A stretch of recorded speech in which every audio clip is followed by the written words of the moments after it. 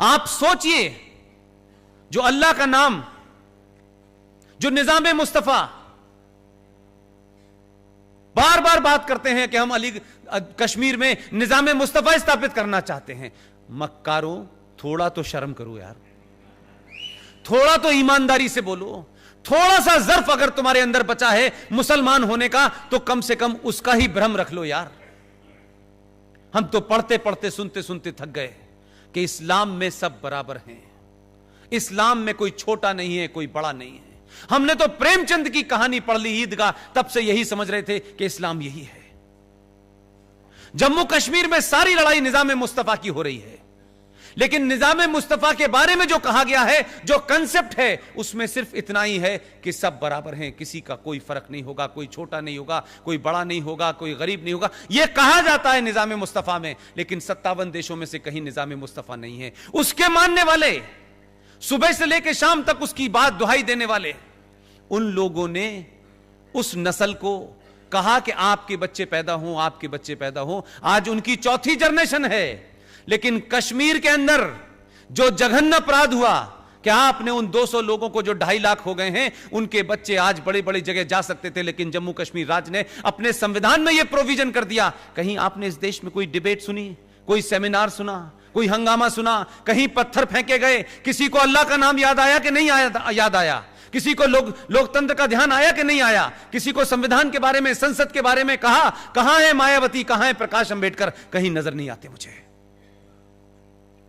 आज उनसे जाके पूछिए, 2.5 लाख लोग, वो बच्चे जो आज नेशनल चैंपियन हैं, जिन्होंने महाराष्ट्र जाकर के एमबीबीएस की डिग्री ले ली है, लेकिन जब वो नौकरी मांगने आई तो उससे कहा कि नहीं, पहला तो आप यहां की नागरिक नहीं हैं, दूसरा आप दलित हैं, और इस कारण आपको नौकरी सिर्फ हम देंगे तो सिर्फ स्वीपर की देंगे। सोचिए कि कितनी नस्लें इस अरमान को लेकर मर गई होंगी।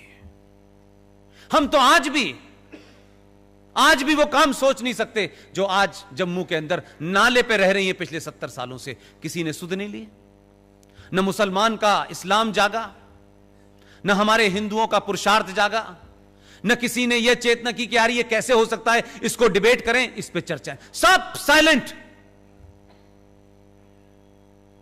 इसलिए मैंने कहा कि जो आज का चैलेंज है, जिनके बारे में आपने कहा है कि आंतरिक चैलेंज क्या है, आंतरिक चैलेंज यह है कि हटाई धारा हमने जम्मू कश्मीर में है,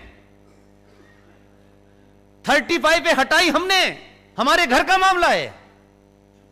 दर्द पाकिस्तान में हो रहा है। अब है कि नहीं है? हमारे देश की इंटरनल समस्या का रेमिफिकेशन विदेश से जुड़ा है कि नहीं जुड़ा है? जम्मू कश्मीर में जो आतंक है वो है इंटरनल, लेकिन उसके तार बाहर से जुड़े हैं कि नहीं जुड़े हैं?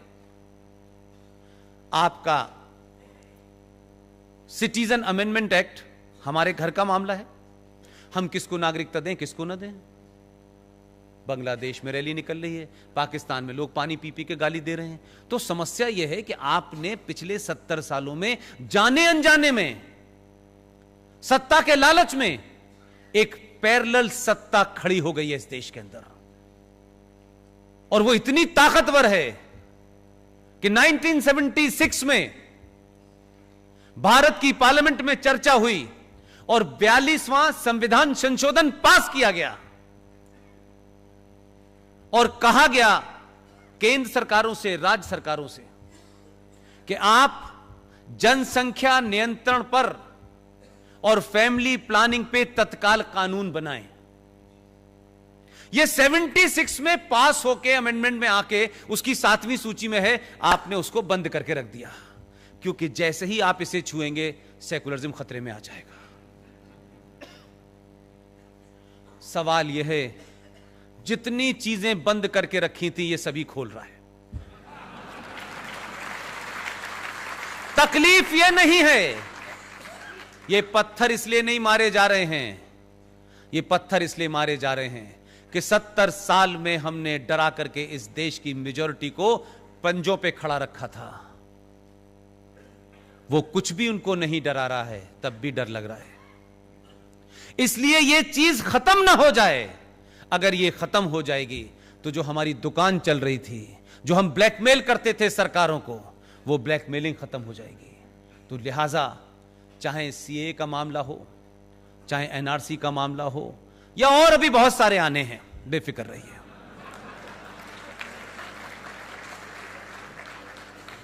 लोगों को अपने मिजाज में मैं अटल बिहारी वाजपेयी का एक फेमस उनका स्टेटमेंट है, पब्लिक डोमेन में नहीं आया और ये राम जन्मभूमि के दरमियान है। मैं आज जब उस बात को सोचता हूं कि ये अटल जी ने 50 बार सुना मैंने उसको, क्योंकि वो सारा का सारा वीडियो जो है उस वक्त का है जब राम जन्मभूमि का मूवमेंट चल रहा था और अटल जी लखनऊ में भाषण दे रहे थे। उन्होंने बड़ी बात कही, लेकिन उस वक्त उनको इस बात को सीरियस नहीं लेना था, क्योंकि अटल जी पावर में नहीं थे। अटल जी ने कहा कि अगर जिन लोगों को यह लगता है कि हमारी पूजा पद्धति से उनको तकलीफ है, तो फिर उन्हें अपनी पूजा पद्धति बदल लेनी चाहिए। यह बयान आज के दौर में कोई देता तो कहते बड़े कम्युनल लोग हैं। यह अटल जी का फेमस कोट है।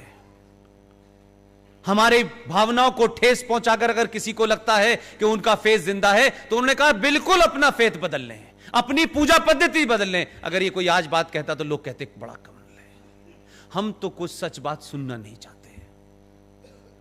ये जो 15 साल की ट्रेनिंग के बाद डॉक्टर आया है, इसको लोग मजाक में ले रहे थे शुरू शुरू में। मैंने कहा कभी कभी ऐसा होता है कि आपको यह समझ नहीं आता कि हंसना चाहिए या रोना चाहिए। आप दोनों ही स्थिति में हो जाते हैं। और बहुत गालियां दी, बहुत गालियां दी। जो 14 में नहीं हुआ वो 19 में कर रहा है। और बहुत लोग सड़क पे चिल्ला चिल्ला के कह रहे हैं कि नागरिकता हमारी लेने वाला है। हमें, आपको पता नहीं, बांग्लादेश की खबरें नहीं पढ़ रहे आप लोग। आप लोगों को एक अच्छी खबर बता दूं कि बिना लड़े भी कैसे काम होता है। पटेल साहब को मैंने देखा नहीं, उनकी बातें सुनी है। इसकी बातें भी सुन रहा हूं, इसका अंदाज भी देख रहा हूं। 300 के जत्थों में, ये वहां की खबर है बांग्लादेश की। यहां कहा गया, आपके आदमी ने कहा, एक एक को निकालूंगा पूरे देश से, चुन चुन के निकालूंगा, एक को भी नहीं रहने दूंगा। ये उसने कह दिया, वो भूल गया, आगे काम में लग गया। अभी कुछ लोग चिल्ला चिल्ला के कह रहे हैं डिटेंशन कैंप बना दिए गए हैं, इसमें बंद करेगा, ये इसमें रखे जाएंगे। अब देखिए होता क्या है कि राज्य करने की अपनी एक कला भी होती है। कोई जरूरी नहीं है हर एक को बंदूक से मारो। मीडिया ने डिटेंशन कैंप दिखा दिए, देखो ये हैं, इसमें बंद करने वाला है।